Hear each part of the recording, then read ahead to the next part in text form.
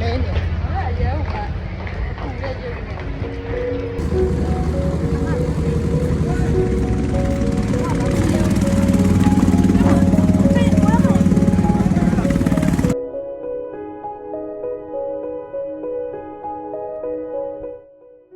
မမီကြလားဝေးပြီးခဲ့တဲ့တစ်ခေါက်တုန်းကမချူသိန်းပေါ်နောက်ကြလုံးဆက်လီနဲ့အမီလိုက်ရတာအဲ့ဒီဗီဒီယိုလေးကတော်တော်ပေါက်သွားတယ်နော်မချူကိုလမ်းတွေ့တောင်မှဆက်လီနဲ့လိုက်တဲ့အမလားဆိုပြီးတော့လာနှုတ်ဆက်တဲ့သူတွေတောင်ရှိတယ်ဒီတစ်ခေါက်ကမချူနောက်မကြအောင်လာခဲ့တယ်မချူတို့တငယ်ချင်းတွေပေါ့နော်လှုပ်ဖော်ကိုင်ဖက်တငယ်ချင်းတွေဒီရက်ကသိန်းပေါ်စီလုံးငါပြီးတော့တွေ့ဆုံဖြစ်ပါတယ်ဗီဒီယိုထဲမှာတော့ဘာတွေပြောနေမှမသိဘူးမချူအထင်မချူတငယ်ချင်းအချောလေးကိုကြွားနေတာပဲနေမယ်ဒီတစ်ခေါက်ကမချူသိန်းပေါ်နောက်မကြတဲ့အပြင်တော်တော်လေးစောစောလေးရောက်သွားတယ်အဲ့ဒါနဲ့မချူတပ်ပုံတွေရိုက်တယ်ဘလော့တွေရိုက်တယ်တငယ်ချင်းတွေနဲ့ပဲရိုက်တယ်ပေါ့နော်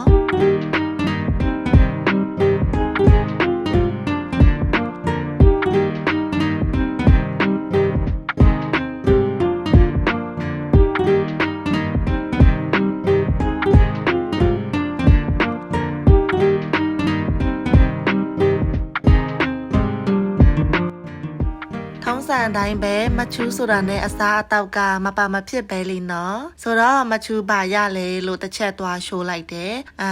စားစရာ main menu တွေကတော့မရသေးဘူးဆိုတော့ရတဲ့အတီးလေးတွေစားလိုက်တယ်ကွယ်အတီးကဒီတခွားမွေးနဲ့ဖရဲတီးနှမျိုးရတယ်ရတဲ့နှမျိုးကိုအရင်ဆုံးစားမယ်လीနော်ပြီးကြမှ main menu ကိုစားပါမယ်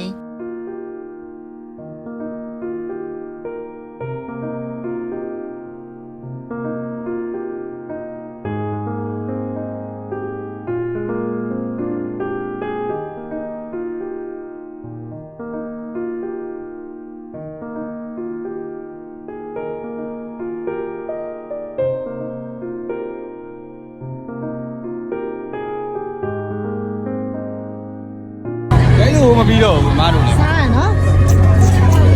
စားတော့မချူတငယ်ချင်းတွေဘူဖေးစားနေကြပြီဆိုတော့ဘာလေးတွေရမလဲဆိုတာမချူနဲ့တူတူတစ်ချက်လိုက်ကြည့်မယ်နော်ဒါကတော့တငယ်ချင်းနှစ်ယောက်ဘာလေးစားရီကောင်းမလဲဆိုပြီးတော့နှစ်ယောက်တာပေါ့နော်ဟွာယူမဲဒီဟာယူမဲနဲ့ပုံလေးတွေရိုက်လိုက်ဘလော့လေးတွေရိုက်လိုက်နဲ့ဖြစ်ပြနေတာပေါ့ကွယ်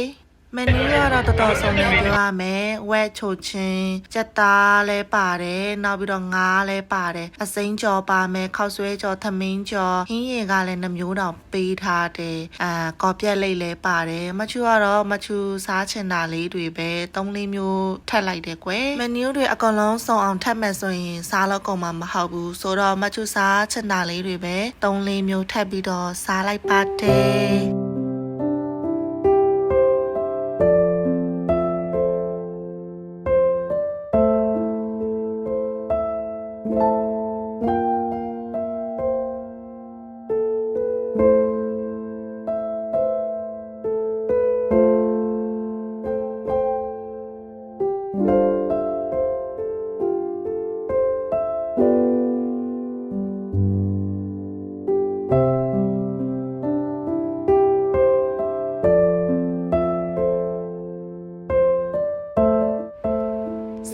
တောက်လိုက်ချီအားလုံးလိုက်နဲ့မချူတယောက်တိတ်ပြီးတော့မကဲရှာပါဘူးမချူတို့ဒီလိုမျိုးသိန်းမောအပျော်စီးသိန်းမောရလက်မှတ်တစ်ဆောင်ကြီးကဘယ်လောက်လဲဆိုတာဒီမချူအရင်ရှေ့ဗီဒီယိုမှာ comment မှာပြောပြထားရှိတယ်ဗီဒီယိုကိုလည်းမချူပင်ထောက်ထားပေးတယ်အဲ့ဒီမှာ comment မှာဝင်ကြည့်လို့ရတယ်နော်အခုကကြတော့မချူတို့ကတငယ်ချင်းတို့အကုန်ပေါင်းပြီးတော့သိန်းမောစီးလုံး9တာဆိုတော့လေပုံမှန်ထက်တော့ပို့ပြီးတော့ကုန်ကြတယ်မချူတို့ကအရင်ဆုံးတနာရီလောက်ကန်းကပ်ပြီးတော့မှပဲသိန်းမောစားထွက်တာသိန်းမောစားထွက်တဲ့အချိန်ကလည်း9နာရီမှစထွက်တာဆိုတော့မောင်သွားတော့လေဘာမှအဲ့လောက်ထိ view တွေကတိတ်မလှတော့ဆိုတော့မချူတခြား view တွေကိုတိတ်ပြီးတော့မရိုက်ထားဘူးမီးရောင်အောက်မှာကိုယ့်ဘာသာကိုအရင်လှနေတယ်လို့ခံစားရတယ်ဆိုတော့ကိုယ့်မျက်နှာကိုပဲကိုပေါ့နော်အများကြီးရိုက်ထားလိုက်တယ်စတာပါလို့အပြင်မှာကမချူကခုလိုမျိုးပြောင်ပြောင်လေးဖြစ်မနေပါဘူးတော့အခုကမီးရောင်အောက်မှာဆိုတော့ပုံမှန်ထက်ပို့ပြီးတော့လှနေတာပေါ့ကွယ်